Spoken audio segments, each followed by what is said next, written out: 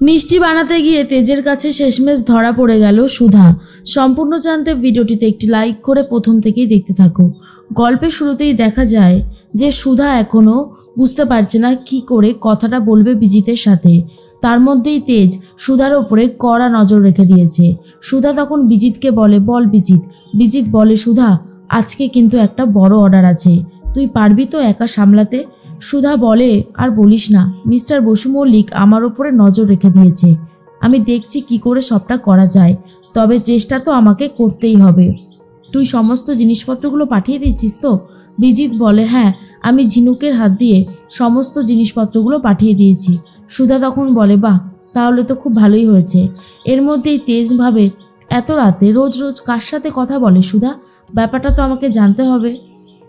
এর মধ্যেই সমুদ্র আর ঝিনুক সমস্ত মালগুলো নিয়ে রান্নাঘরে চলে যায়।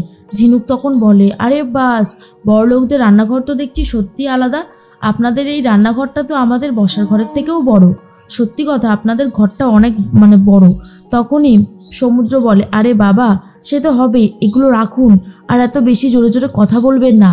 আমার দাদাভাই কিন্তু সবটা জেনে যাবে, তাহলে আর বৌদি ভাই এইভাবে মিষ্টি বানাতে পারবে না। বুঝতে পারছেন তো আমি কি বলতে চেয়েছি? তখনই ঝিনুক বলে, হ্যাঁ, সেটা তো বুঝতেই পেরেছি, কিন্তু একটা কথা বলুন তো, আপনার দাদা মানে আমার জিজু এত আপত্তি বা করছে কেন? আমার দিদি তো নিজের ঘরে এই সমস্ত বানাচ্ছে, বাড়ি থেকে তো আর বেরোচ্ছে না, অসুবিধার কি আছে? ঠিক তখনই সমুদ্র বলে, আসলে আমার ঠাম্মি এসব কিছু চায় না, আর আমার ঠাম্মির আদর্শই দাদাভাই মেনে চলে, তাই দাদাভাই এইসব ব্যাপারে খুব একটা সাহায্য করতে পারবে না বৌদিকে, এটা আমি খুব ভালো মতন জানি। ঝিনুক বলে, আপনাদের ব্যাপার স্যাপারই কেমন যেন অন্য রকমের। এর মধ্যেই সুধা বুঝতে পারে তেজ এত তাড়াতাড়ি ঘুমাবে না।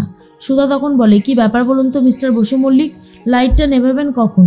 আমি তো ঘুমাবো নাকি? তেজ তখন বলে, আমার যতক্ষণ ইচ্ছা আমি ততক্ষণই লাইট জ্বালিয়ে রাখবো, আপনার যা ইচ্ছা আপনি করে নিন। সুধা তখন ইচ্ছে করে তেজের ল্যাপটপটা বন্ধ করে দেয় আর বলে, নিন, এবারে আমি আপনার সামনেই আছি, আপনি আমাকে মন ভরে দেখে নিন। তেজ তখন বলে, আমি আপনাকে দেখতে যাবই বা কেন? সুধা বলে, দেখতে যাবেন কেন? কারণটা খুব সিম্পল, আপনি তো তখন থেকে আর চোখে আমাকে দেখছিলেন, এমনিতেই তো চার চক্ষু, তাই আপনি বরং আমাকে সামনাসামনি দেখে নিন। তেজ তখন বলে, হচ্ছেটা কি? হ্যাঁ, কি হচ্ছে? সুধা বলে, কেন, যেটা হচ্ছে সেটা তো স্বাভাবিক বলেই মনে হচ্ছে আমার। এর মধ্যেই সুধা তেজকে বলতে থাকে, ঘুমিয়ে পড়ুন, অনেকটা রাত হয়েছে। আর তেজ তখন নিজের ঘরের দরজায় তালা লাগিয়ে দেয় আর বলে, আপনাকে বিশ্বাস নেই, আবার কখন চলে যাবেন তার কোনো ঠিক নেই। এরপরই তালাটা দিয়ে চাবিটা নিজের কাছে রেখে ঘুমিয়ে পড়ে।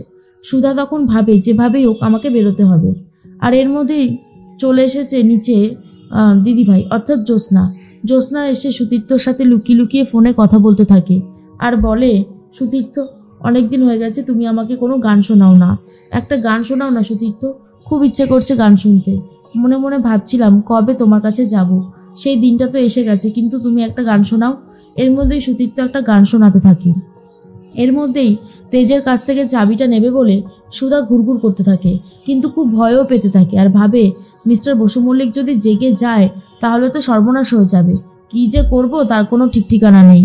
এর মধ্যেই জোর করে আস্তে আস্তে এগিয়ে যায় আর তারপর তেজের কাছ থেকে চাবিটা নিয়ে নিয়েছে।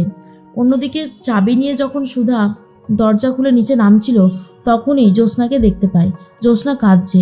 জ্যোৎস্না সুতীর্থকে বলে, আমি তোমাকে ছাড়া বাঁচবো না সুতীর্থ।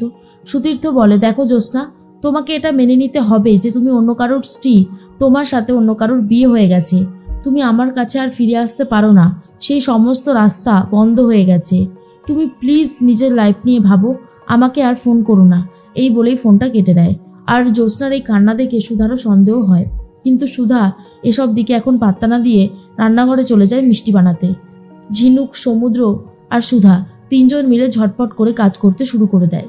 সুধা বলে, সমুদ্র, যাও গিয়ে এবার তুমি শুয়ে পড়ো, এত রাত জাগলে তোমার শরীর ভালো থাকবে না, তারপর কিন্তু অন্য রকমের কেস শুরু হয়ে যাবে।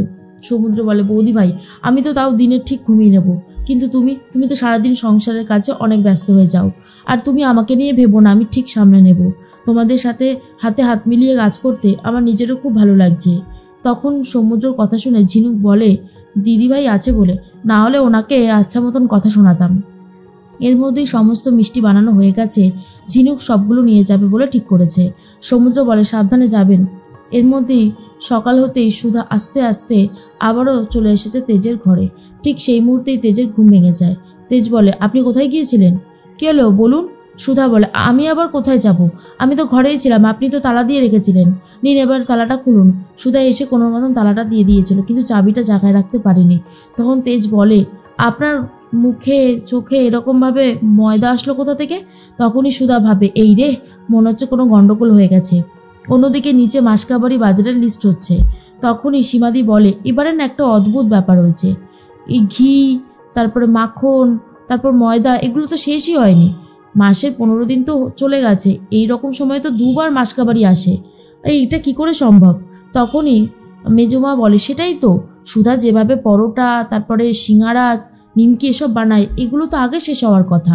তরিতা বলে, সেটাই তো, শেষ হলো না কেন? ব্যাপারটা কিন্তু খুব জটিল লাগছে। তার মধ্যেই চলে এসেছে ঠাম্মি আর তেজের বাবা, আর জিজ্ঞেস করে কি হয়েছে। তখনই সীমাদি বলে, আর বলো না বড়বাবু, আরে ঘি, মাখন, ময়দা, এগুলো শেষই হচ্ছে না। ব্যাপারটা ঠিক বুঝতে পারছি না। মাসের 15 দিনের এই সময় মানে সব মালই 2 বার করে আনতে হয়। আর বৌদিমণি যেভাবে নিমকি, সিঙ্গারা এইসব বানাচ্ছে, তাতে তো ময়দা আর ঘি এগুলো আগে শেষ হওয়ার কথা। সেটাই বলছিলাম আর কি। ঠাম্মি তখন বলে, তাহলে একবার বড়নাথ বউকে ডেকে নিয়ে এসো, ওর সাথে আমি কথা বলতে চাই। এদিকে সুধা বলে, মিস্টার বসু মল্লিক, অনেকটা সকাল হয়ে গেছে, নিন এবারে দরজাটা খুলে দিন। এর মধ্যে জ্যোৎস্না এসে ডাকাডাকি শুরু করে দেয় আর বলে, ভাই কী হলো, দরজাটা খোল। সুধা দরজাটা খোলো। সুধা তখন বলে, কী হলো মিস্টার বসু মল্লিক, চাবি কোথায়? তখন তেজ বলে, চাবিটাই তো খুঁজে পাচ্ছি না। সুধা বলে, দেখেছেন তো, অতি চালাকের গলায় দড়ি, এই জন্যই বলেছে। চালাকি করতে গিয়ে নিজেই ফেসে গেলেন। তেজ তখন বলে, এই থামুন তো, কোথায় গেল চাবিটা? এই জন্য আমার একটা সন্দেহ হচ্ছিল আপনার প্রতি। আপনি চাবিটা সরাননি তো? সুধা বলে, চাবিটা তো আপনি আপনার কাছেই রেখেছিলেন, আমি কিভাবে সরাবো? এদিকে তো জ্যোৎস্না ডেকেই চলেছে। তখনই তেজ বলে, দাঁড়া, খুলছি। তার মধ্যেই সুধা মনে মনে ভাবে, যেভাবে হোক চাবিটা জায়গাটা রাখতে হবে। তেজ তখন বলে, সুধা, আমার কিন্তু আপনাকেই সন্দেহ হচ্ছে। এরপর সুধা তাড়াতাড়ি করে বাহাত দিয়ে ছুঁড়ে চাবিটা ফেলে দেয় আর বিছানার ওপর। আর ঠিক তখনই সুধা বলে, ওই যে দেখুন, চাবিটা দেখা যাচ্ছে। তেজ তাড়াতাড়ি করে দরজাটা খুলে দেয়। এর মধ্যেই ফোন এসে গেছে সুধার কাছে। বিজিত বলে, আরে তুই তো সেই তত্ত্বের মিষ্টিটা দিসনি, আরে ওইটা নিয়ে আয়। মনে মনে সুধা ভাবতে থাকে, সর্বনাশ, এবার তো আমাকে বেরোতে হবে। সুধা তো অটো করে বেরিয়ে যায়। আর এদিকে তেজও বেরিয়ে গেছে। তেজ ডান দিকে দেখে অটোর মধ্যে বসে আছে সুধা। সুধা তো তেজকে দেখেই তাড়াতাড়ি করে বলে, অটোটা চালান। আর অন্যদিকে তেজও ড্রাইভারকে বলে দেয় ওই অটোটাকে ফলো করতে। আর বোঝাই যাচ্ছে সুধা কিন্তু একেবারে হাতে নাতে ধরা পড়ে যাচ্ছে তেজের কাছে।